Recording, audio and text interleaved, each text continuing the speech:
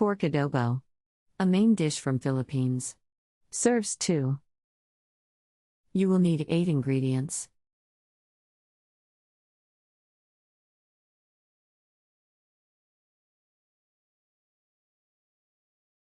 Step 1. Slice pork into serving pieces, in about 2-inch cubes.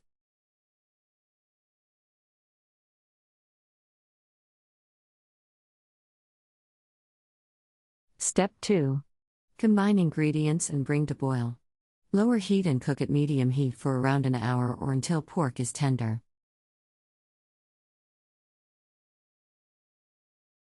Step 3. Add water if needed. Add salt if needed, adjust taste.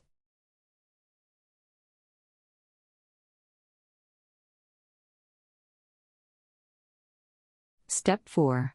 In this version of adobo, you should have some sauce, other versions leave the meat dry or fried in its own fat.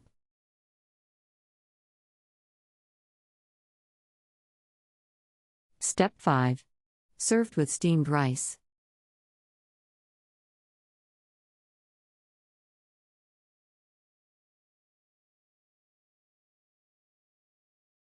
Country Reports, Culture, Countries, Travel.